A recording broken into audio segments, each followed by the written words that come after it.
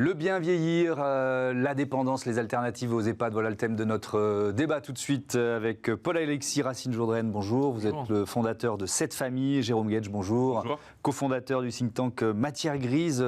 Un mot pour commencer de ce scandale révélé par le livre Les Fossoyeurs. Beaucoup de spécialistes de la dépendance et du bien vieillir, j'en ai reçu ici ou dans d'autres émissions, disent ne pas avoir été surpris. Et vous, Jérôme Guedj, comment vous avez réagi quand vous avez lu ou entendu Victor Castanel, journaliste? Non, j'ai été surpris, abasourdi et effrayé par l'ampleur de ce qui était décrit et le niveau de conséquences pour les résidents et aussi pour les salariés qui manifestement vivaient difficilement cette situation.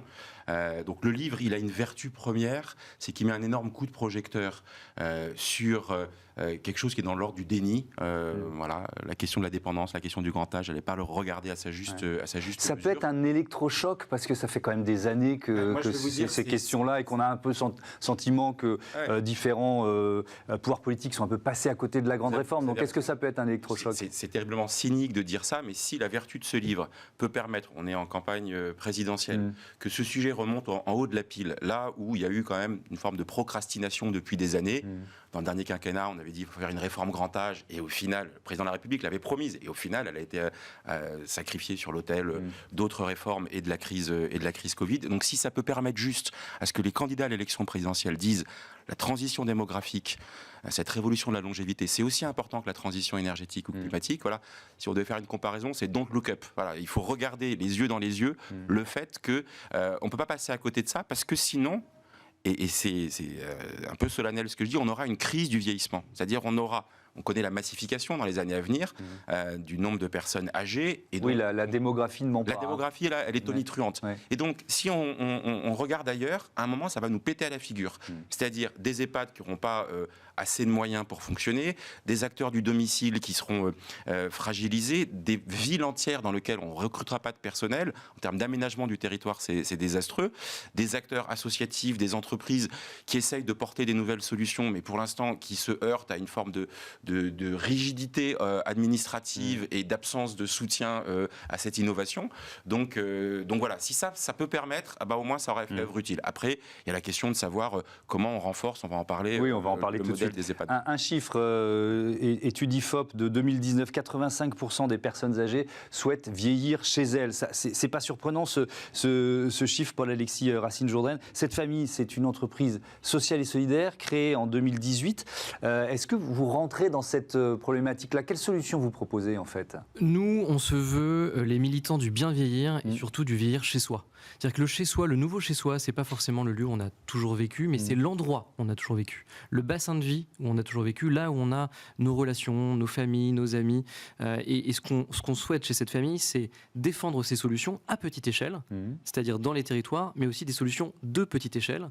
C'est-à-dire que chez cette famille, vous avez des solutions où vous êtes par 3 ou par 8 maximum dans des habitations qui sont adaptées, accompagnées, H24 et 7/7. Et notre objectif, c'est de remettre l'humain au centre du modèle et non pas les contingences ou les contraintes économiques. Moi, je ne suis ni surpris par cette révélation qu'il y a effectivement dans ce livre Les Fossoyeurs, mais je suis plutôt atterré par la surprise des gens. Il y a une démission généralisée et une hypocrisie généralisée dans notre société. Il faut avoir le courage de regarder les choses en face et surtout le courage de se remettre face à cette problématique du vieillissement et de dire mettons les moyens, investissons et libérons les énergies comme je représente moi aussi les entreprises de l'économie sociale et solidaire, les entreprises à mission. Remettons l'humain au centre de notre modèle et non pas des contingences et des contraintes économiques. Ça, c'est pour le grand principe, très bien. Sur le concret des solutions que vous proposez, si je suis caricatural, ce sont des mini-EHPAD? Alors, c'est beaucoup plus que ça. Ouais. Puisqu'en fait, nous avons aujourd'hui 2 grandes solutions. Nous avons une première solution qui s'appelle l'accueil familial, très méconnue, mais qui mérite justement à être connue. C'est l'accompagnement de personnes âgées ou en perte d'autonomie dans des familles qui sont formées, qui sont agréées et qui sont sélectionnées pour accueillir chez elles jusqu'à 3 personnes. Ça coûte 2 fois moins cher que l'EHPAD et je peux vous garantir que le taux d'encadrement est exceptionnel. La qualité de vie également. Et nous avons une deuxième forme d'hébergement, c'est la colocation senior, l'habitat partagé, où là, on va avoir la possibilité d'accompagner 8 personnes qui ont leur chambre, qui ont leur partie indépendante et également des parties communes, et qui vont être soutenues dans leur action et dans leur acte essentiel de la vie du quotidien, la préparation des repas, le lever et le coucher. Et l'intelligence, en tout cas, qu'on essaye de mettre dans ces dispositifs, c'est la notion de territoire et de petite échelle. Puisque quand vous faites des établissements, vous avez des établissements qui font 80-100 places. Donc on s'adresse à des zones tendues. Oui, et qui sont toujours à l'extérieur, enfin le plus souvent à l'extérieur des villes. Parce qu'il y a des problématiques de foncier, Bien etc. sûr. On cherche, nous, à retrouver un modèle économique viable, à petite échelle. Et donc ce qu'on peut faire dans des villes ou dans des villages de 500, 1000, 1500, 2000, 5000 habitants, on ne peut pas forcément le faire avec une grosse usine. Bien compris. Mais on peut le faire avec des petites unités. Ouais. Jérôme Gage, avec le think tank Matière Grise, vous formulez des propositions pour changer de modèle. C'est quoi? C'est réinventer ou inventer l'EHPAD du futur? C'est ça l'ambition? Faire le lien avec ce qui vient d'être dit, Ouais. la priorité des gens, c'est de vieillir chez eux. Ouais. Donc pour vieillir chez eux, il faut donner des moyens au soutien à domicile. Donc il y a le chez-soi historique, donc c'est des enjeux d'adaptation du logement. On n'adapte pas assez les logements dans notre pays. Et puis il y a ce que j'appelle moi ces nouvelles formes de chez-soi, dont celles qui viennent d'être présentées, l'accueil familial, les pensions de famille, les colocations, toutes les formes d'habitat inclusif, d'habitat regroupé. Tout ça, c'est pas du tout assez développé dans le pays. Il faut diversifier. Donc le domicile sous ces nouvelles formes. Mais il faut être honnête. Il y aura des situations, et il y aura toujours des situations pour lesquelles on aura besoin d'établissements spécialisés quand le niveau de dépendance ne permet plus de rester dans une colocation, ne permet plus de rester à domicile. Et puis c'est un réseau important, donc Voilà. vous dites on ne peut pas tout balayer, il faut le faire évoluer. D'abord, je le dis, il y a 7200 EHPAD, et nonobstant les difficultés qui peuvent surgir ici ou là, c'est quand même 400 000 professionnels du secteur médico-social, du soin, de l'accompagnement, de la gériatrie. L'avantage, c'est un maillage territorial très fort. 75% des plus de 75 ans vivent à moins de 5 km d'un EHPAD. Donc l'EHPAD, il va continuer à être nécessaire. Mais comment on le fait évoluer? Double condition, voilà, à la double condition. Un, qu'il apprenne à travailler avec les acteurs du domicile. C'est-à-dire qu'il y ait une relation, ce ne soit pas un truc bunkerisé. Deux, bien évidemment, et le scandale Orpea l'a révélé, mais aussi les difficultés dans d'autres EHPAD, que la société donne des moyens de fonctionnement à ces EHPAD qu'elle ne donne pas aujourd'hui. C'est-à-dire que tout ce qu'on dit sur il n'y a pas assez d'aides-soignantes dans les EHPAD, je vous prends qu'un seul exemple. La nuit, dans un EHPAD, les gens pensent qu'il y a une présence médicale. Ben non, il n'y a que 15% des EHPAD dans lesquels il y a une infirmière. Et donc, quand il y a un pépin, on appelle le SAMU, les pompiers, on va hospitaliser.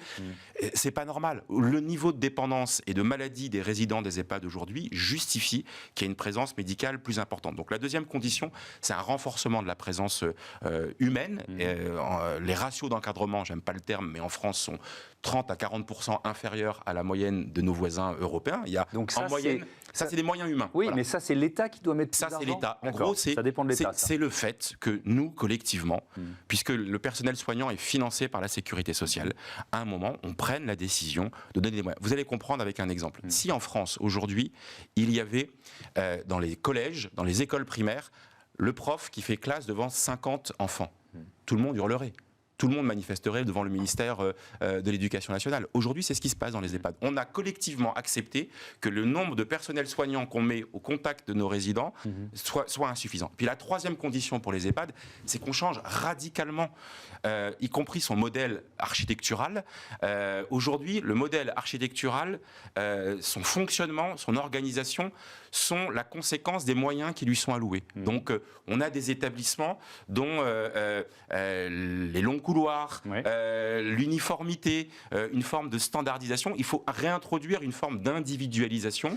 Il faut ouvrir les établissements sur son environnement. Le slogan, vous dites, place aux familles, vous dites jusqu'ici, on vous accueillait chez nous, désormais vous êtes ici chez vous. Ça pourrait être le slogan des EHPAD, de certains d'aujourd'hui ou des EHPAD dans 10 ans. Sauf que, alors là, c'est mon expérience personnelle, mais on fait déjà ça d'une certaine façon dans certains EHPAD. C'est-à-dire qu'on met une partie des meubles de la personne qui vient s'installer. Ça suffit pas, ça? Non, ça suffit pas, parce que d'abord, il faut aussi intégrer un phénomène, c'est que les générations qui demain vont rentrer dans les EHPAD sont plus celles qui ont connu les EHPAD d'hier. Il ne faut pas les penser. Aujourd'hui, c'est les 68ards qui sont potentiellement, voilà, parce que c'est les générations nées en 1945, 23 ans, 68. Tout le monde n'a pas lancé des pavés rue Gay-Lussac, mais tout le monde vraiment des porteurs. Mais ils écoutent plus de rock que de musique classique. Oui, et puis ils sont porteurs des effets d'une génération. Et cette génération, c'est quoi? C'est la génération de la société de consommation. Donc quand je paye pour quelque chose auprès d'un service public ou auprès d'un acteur privé, ben, je veux en avoir pour mon argent. Et puis c'est la génération de l'autonomie, du libre choix. Vous ne pourrez pas à cette génération lui dire, voilà l'heure à laquelle vous allez manger, voilà ce que vous allez manger et l'endroit où vous allez le manger. Les gens veulent le choix. Si je veux prendre mon petit déjeuner à 10h, je veux prendre mon petit déjeuner à 10h. Ouais. Si je veux avoir le choix du menu, je veux avoir le choix du menu. Et si je veux manger en chambre, à l'étage, ou voilà. Et donc tout ça, ça va bouleverser l'organisation, les moyens qui sont alloués. Paul-Alexis Racine-Jourdain, est-ce qu'il faut aussi, d'une certaine façon, parce que c'est lié, changer l'image des EHPAD ou des lieux d'accueil dans l'opinion? Parce qu'aujourd'hui, elle est quand même de plus en plus calamiteuse. Quoi. Alors, l'image des lieux d'accueil et l'image des métiers du soin et du prendre soin dans ce secteur. Effectivement, aujourd'hui, quand on voit même architecturalement, on en parlait, des EHPAD, on ne sait pas très bien à quoi ça ressemble, on est peut-être entre l'hôtel et l'hôpital, ça ne donne pas envie d'y aller, et à personne. Moi, je ne crois pas que quand on accueille 100 personnes, on peut individualiser la prise en charge. Ça n'est pas possible, c'est un mensonge, c'est un leurre. Quand on fait des petites maisons qui sont adaptées, on a l'impression, vous parliez du chez vous, on arrive à la maison.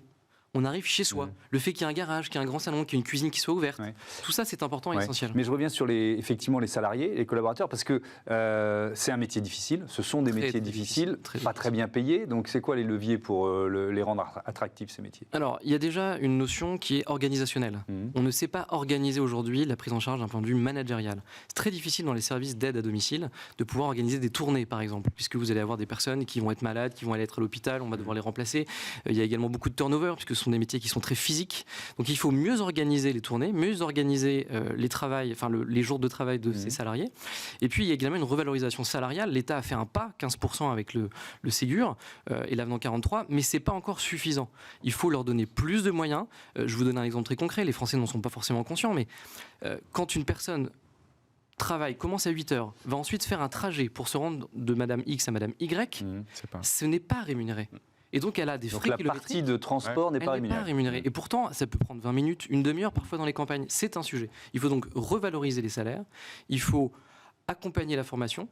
Et puis, il faut également leur donner les moyens organisationnels de aussi se rendre autonomes, être plus autonomes dans leur manière d'organiser. Elles ne sont pas assez autonomes. Elles demandent, elles revendiquent de l'autonomie.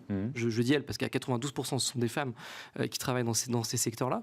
Il faut leur redonner de l'autonomie pour leur redonner du sens. Merci beaucoup. C'est pour ça que ces solutions d'habitat partagé, c'est vraiment, pour moi, l'avenir, parce que ça permet pour les personnels d'intervenir sur un lieu unique dans de meilleures conditions. Merci beaucoup. Merci à tous les deux. On passe tout de suite à Smart Ideas. Allez, on mange des légumes moches.